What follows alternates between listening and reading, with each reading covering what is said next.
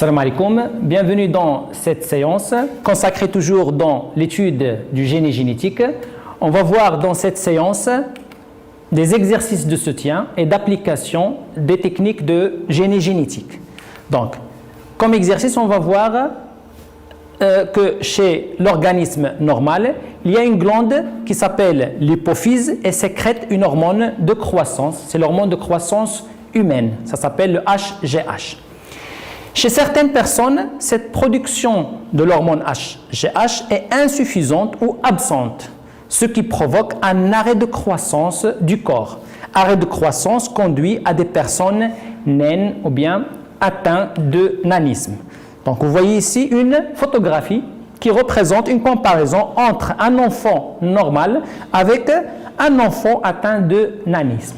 Donc, pour remédier à ce problème, on va bien sûr traiter les jeunes atteints de cette maladie par des hormones de croissance, par injection régulière quotidienne de cette hormone. Donc, pour cela, on doit produire une quantité énorme de cette substance.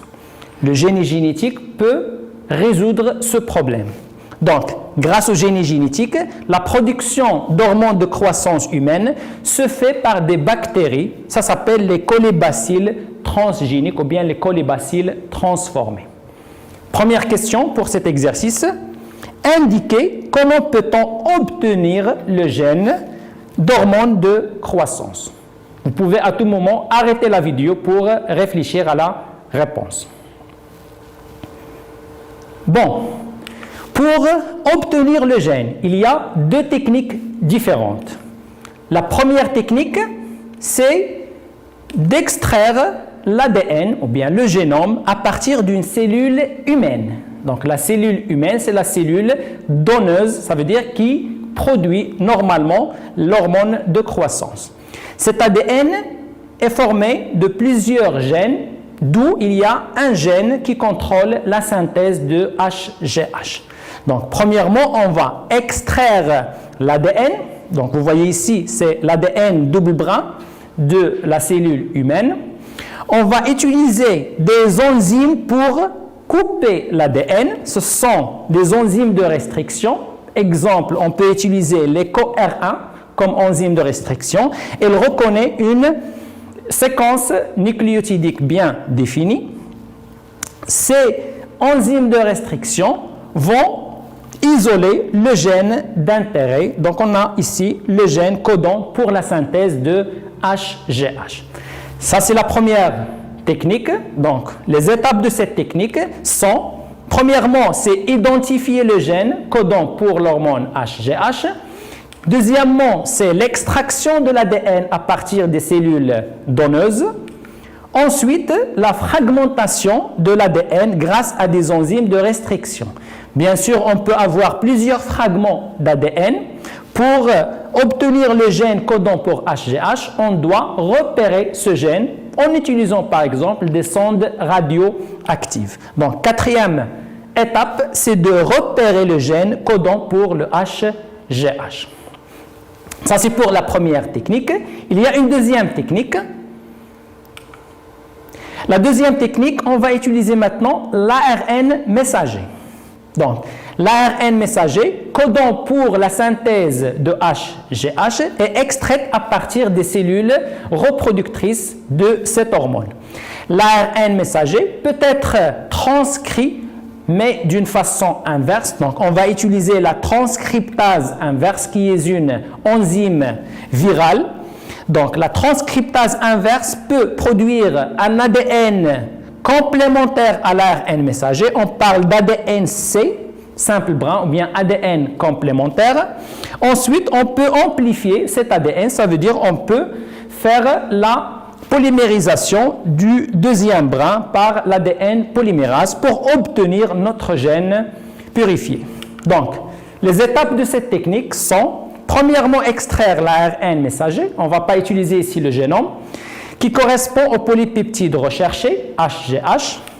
On va synthétiser une copie de l'ADN, c'est l'ADN-C, à partir de l'ARN messager, en utilisant une enzyme, c'est la transcriptase inverse. On ne va pas ici utiliser les enzymes de restriction. Troisièmement, on va synthétiser le brin d'ADN manquant, donc un ADN double brin qui correspond au gène recherché. Passons maintenant à la deuxième question. Donc, le document 1 représente des techniques utilisées pour greffer le HGH dans un plasmide. Vous avez un document qui représente les étapes de cette manipulation. Donc, on met dans un tube un plasmide qui contient deux gènes. Le premier gène bleu, TET-R, c'est un gène de résistance à la tétracycline. Tétracycline, c'est un antibiotique qui inhibe, qui bloque la multiplication bactérienne. Le deuxième gène, AMPR, c'est un gène de résistance à l'ampicilline. Ampicilline aussi, c'est un autre antibiotique. Donc, on va mettre le plasmide dans le tube avec le gène isolé, c'est le HGH, en plus des enzymes de restriction et des ligases. Ensuite, comme résultat, on va obtenir deux plasmides P1 et P2. Donc, comme question, la deuxième question A. Quel rôle joue le plasmide dans cette expérience? Bien sûr, le rôle du plasmide, on a déjà parlé du rôle du plasmide durant le cours de génie génétique. Un plasmide, c'est tout simplement un vecteur, ça veut dire un véhicule pour le gène d'intérêt. Donc le plasmide joue le rôle d'un vecteur biologique qui sert de véhicule pour le gène d'intérêt. Deuxième question, 2B. Comparez les deux plasmides maintenant, P1 et P2. C'est quoi la différence entre les deux plasmides P1 et P2? Donc, comme réponse, le plasmide P1, c'est un plasmide qui a intégré le gène HGH. Donc, il contient le gène d'intérêt. Pour le plasmide P2, il ne contient pas de gène d'intérêt. C'est un plasmide normal, c'est-à-dire c'est un plasmide qui n'a pas intégré ce gène. D'accord? Le plasmide P1 est appelé un plasmide recombiné, un plasmide transformé, puisqu'il contient un nouveau gène. Pour le deuxième plasmide P2, il ne contient pas de gène, c'est un plasmide normal ou bien un plasmide non recombiné. Passons à une autre question maintenant. Maintenant, on va mélanger dans un milieu de culture des bactéries colibacilles avec les plasmides obtenus, c'est-à-dire les plasmides P1 et P2. Et on obtient trois types de bactéries. Donc, les trois types de bactéries représentés dans cette figure, bactéries A, B et C. La différence entre ces trois bactéries, c'est que la bactérie A ne contient pas de plasmide, il n'a pas intégré le plasmide. La bactérie B contient le plasmide P1, bien sûr, qui contient le gène HGH. La bactérie C, c'est une bactérie qui a intégré un plasmide normal. La question, c'est déterminer les bactéries transgéniques et justifier votre réponse. Donc, bactéries transgéniques, ça veut dire quoi? Ça veut dire que ce sont des bactéries transformées qui ont un nouveau gène, un nouveau caractère héréditaire. Parmi ces trois bactéries, la bactérie qui a acquis le gène voulu, ou bien le gène d'intérêt, c'est la bactérie B, puisqu'il contient le plasmide P1. Les autres bactéries ne sont pas des bactéries transformées. Donc, bactérie B, c'est une bactérie transgénique, puisqu'il contient le plasmide recombiné, bien sûr, qui contient le gène HGH. Passons à une autre question maintenant. Afin de repérer les colibacilles transformés. Donc, puisqu'on a plusieurs types de bactéries, on doit repérer les bactéries transformées. On cultive le mélange des trois bactéries A, B et C dans différents milieux de culture et le document 2 représente les résultats obtenus. Donc, on va d'abord analyser ce document pour voir comment on fait cette culture. Donc, il y en a trois milieux de culture. Le premier milieu, c'est un milieu normal, donc un milieu qui contient les éléments nécessaires pour la multiplication. Le deuxième milieu, c'est un milieu contenant l'ampicilline, L'ampicilline, c'est un antibiotique. Troisième milieu, c'est un milieu contenant l'ampicilline et la tétracycline. Ça veut dire qu'il contient les deux antibiotiques. Donc, on fait d'abord la culture dans le premier milieu. C'est un milieu témoin. C'est une expérience témoin. On a obtenu 3 colonies bactériennes. C'est un assemblage de bactéries issues de multiplication, bien de prolifération bactérienne. On va faire une transportation. On va repiquer les colonies bactériennes dans les 2 autres milieux. Et on va laisser les milieux pendant un certain temps pour la multiplication. Le résultat s'affiche dans le document 2. Donc la question 3.